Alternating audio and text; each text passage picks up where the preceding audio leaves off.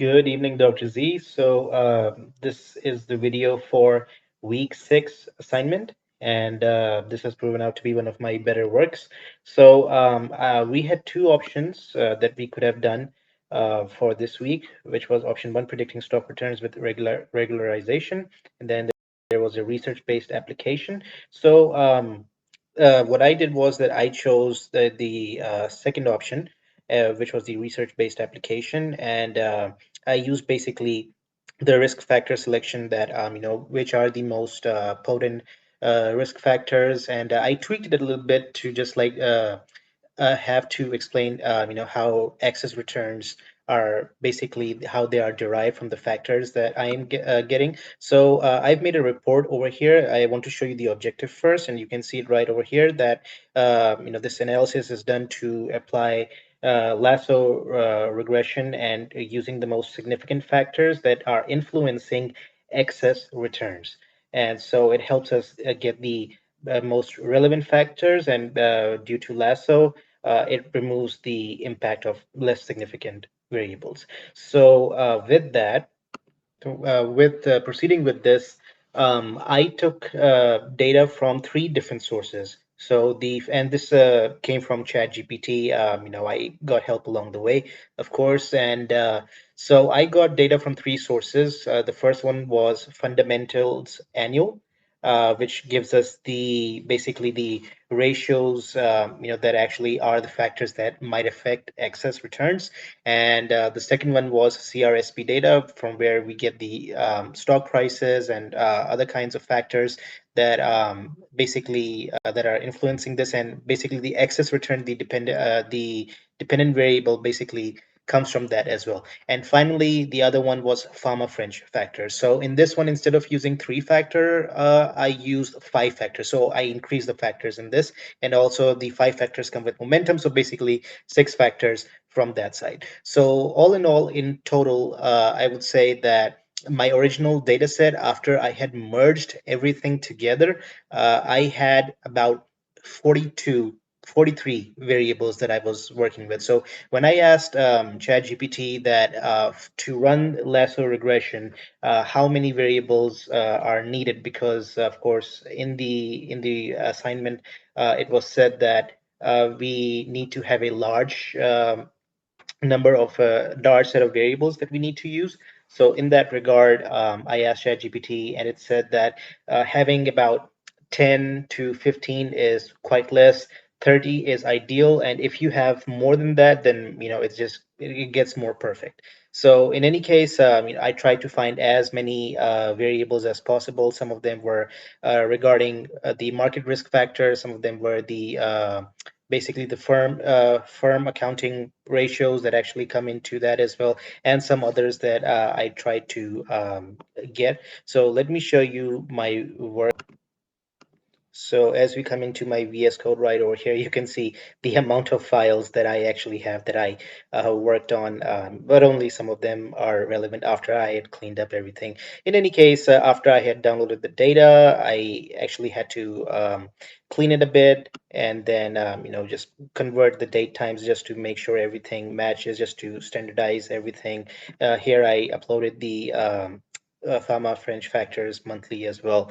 Yeah, so that was that. And then, one thing that is important in computing excess returns, just going along that, excess returns were calculated as monthly returns minus the risk-free rate, which is the way to actually go about it. So that was that. That was like basically how it merged, but this was like the first wave of that. You can see how many of these that I have that I actually ended up cleaning, but this was the final file, final lasso data set ready, in which I did basically everything that was to be done. Now, of course, you might be wondering that what were the kind of variables that I use. So, like I said, the Fama French factors were there, and different accounting ratios were there. So, for example, revenue, net income, gross income, return on assets, return on equity. There were a bunch of variables that I chose. Like I'm saying, that 43 variables is something that I chose, which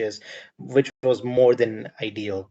from which I needed. But let me show you in this file. So there were some variables like the ones that I was suggesting that weren't directly available through WRDS. So I had to get the basic variables and then use them to find out the other variables. So for example, you can see that long-term debt to total assets ratio. For that, I had to get the total assets and the long-term debt uh, and just divide them to get the ratio. You have debt to equity ratio that I calculated, return on assets, interest coverage ratio, return on equity, net profit margin. We have current ratio, assets turnover ratio, receivables turnover ratio. So, like I'm saying, there were a lot of variables that I used. I also should mention that this time through WRDS, I downloaded the entire database. So every single company's information that was out there for CRSP and for fundamentals, I used all of them so that I have a huge number of observations that I can use to successfully run the lasso regression because, of course, it's done through machine learning. So there's no use to just having a very low number of observations. So that is how I did it. Anyway, let's move further. So the next thing was that since I had all of these variables, I of course had to then clean up the data set and then of course go towards the lasso regression and finding out which factors affect the most to finding out excess returns. Yeah, with that being said, there were many number of rows and columns that had missing values, or some of them also had infinite values, of course, since I had to get my own ratios, like I displayed in the in this file right over here. There were a few infinity values and some values that were not existing. The cells were empty. So in any case, at the beginning, before cleaning up the data set, I had about 98,000 rows. So yeah, that's a lot of data. I think that was quite significant. In any case, there were a few variables that basically had a lot of incomplete cells, so empty cells. So I had to remove them. So after cleaning up everything, removing all the empty cells and the infinite values, the observations, the rows came down to 79 or 80,000. I think it was one of the two. So still quite significant amount of data that is absolutely necessary for running this regression. And then instead of having 43 variables, it came down to 30 variables, which is actually the most ideal number that you can get, according to ChatGPT anyway. I don't know if you differ with that. So, anyways, that was the cleanup, the standardization that I did before I actually ran the lasso regression. Oh, yes, I also forgot to tell you, in the cleaning up of the data set and trying to prepare the final data set, of course, in order to run the regression, the final file needs to have all variables in float form or integer form. They need to be in that. We cannot have anything that has another format. So string or date or any other kind of variable, of course, we could not have that. So once I had everything regularized and standardized everything. So I had to remove all the other variables like date and the GF key, GV key. I'm sorry, the ticker symbol, the company name, and all of the other things that were basically there. And of course, some other variables that no longer were needed since I had the other ratios. I also had to remove them. So therefore, the 43 variables came down to 30 variables. I didn't remove these 13 just because they had all of these empty values, but also because they were no longer needed because I had these other ratios from the test file that I showed. So 30 variables, 79, 80,000 observations, no infinite values remaining, no empty cells remaining, completely fine, standardized. We can proceed further. So, and like I said, this was the file that we used, right? So let's go to the lasso file. So this is how it's done. So these were some of the importations that I did for implementing lasso. And so, of course, I had to standardize the column names just to make sure that they're all in lowercase. I absolutely do that every single time. So here it is, the defining of dependent and independent variables. So I chose excess return, which is of course the predicted variable, the target variable, and then of course excess return is to be dropped from the X variables. I also removed monthly return because of course there's no need to use monthly return because um, well, we don't need it anyway because we already have excess return. Anyway, so this is for scaling. Oh yeah, this is quite important. ChatGPT told me that we have to split data. So of the data, 80% is used for training and 20% is used for testing. So this is what ChatGPT basically told me. And then giving the alpha value. So I began, with the alpha being zero point 0.1, and then in order to train the model better, in order to get better results, I kept increasing the alpha up till a point where better results were obtained. So instead of using just like a best alpha value, just like using Lasso CV, I just like tried to manually do it, and it was a better result than just using Lasso CV anyway. So yeah, that was that. So and then displaying the results. So let me show you the results, the variables that came out to be as the best variables that can be used to predict excess returns. These are the most, of them risk factors as well, in order to predict excess returns. So let me show you what came out to be right over here. So ChatGPT told me, I asked it like how many variables do they look good with lesser regression, that these are the variables that are the best variables to predict excess returns. And so ChatGPT said that since you have these many variables and these many number of observations, having like 3 or 4 is too low, but having between 5 and 15 is actually great.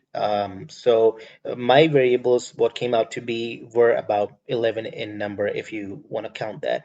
And lo and behold, and it also makes a lot of sense because like the most relevant variables that one of the most ones that you can see right over here, the five Fama French factors plus momentum. These are like you can see that almost they're like at the top of the list right over here. You have the outstanding shares that were also there, the total debt that we had, the dividends per share, and the debt to assets ratio and asset turnover. You can see that all of these variables were the most significant out of the, so 11 out of 30 variables were the most significant to show that these are the best for predicting um, excess returns through lasso regularization, right? So let me also show you the visualization, rough visualization that I created. All right, so here's the visualization file. Let me run this and show you the result. All right, so here's a visualization which is feature importance for lasso regression. So you can see like each and every single variable that came out to be the most relevant, as risk factors, you can say, for basically the predicting excess return. So you can see RNW being one of the highest, limited liability to assets. Liability to assets were one of the significant ones. You can see market return, of course, being one of the higher ones as well, and momentum and dividend per share actually have negative coefficients. So yeah, so that's that.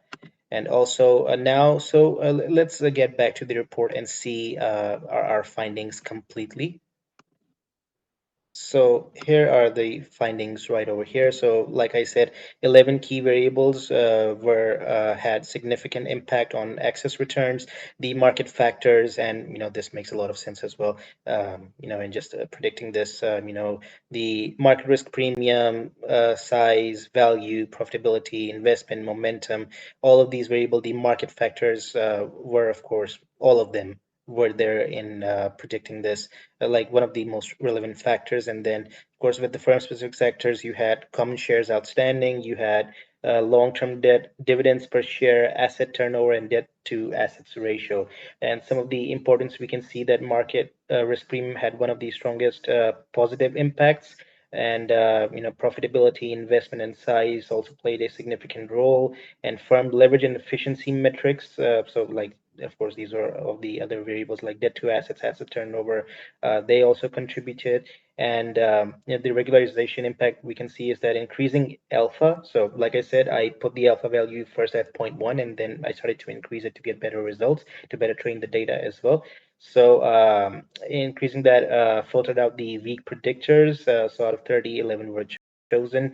That ensured that we only used the most relevant variables. And like I said, the alpha value of 1.0 was the final one that I chose, which had the best features. And then for the visualization, like I showed you, the bar chart was there to show the most important factors. Market factors dominated the selection, which is of course quite normal. And also the additional influence of the firm financials like leverage and turnover ratios were quite important. So in conclusion, the Lasso model effectively reduced noise while confirming the importance of market risk, size, profitability, and leverage in explaining stock excess returns. Future improvements could explore interaction effects, alternative machine learning models, or sector specific analysis for deeper insights. So, of course, we haven't gone to the other like higher level basically machine learning programs like gradient boost or random forest or stuff like that. Those models, I would say, would be better able to predict excess returns than this one, but this also is a good program that does the job. But I would say that gradient boost, random forest, or other factors or other models would be able to actually better be able to do it. But so that is it for the assignment that I had. I hope you really like it. Thank you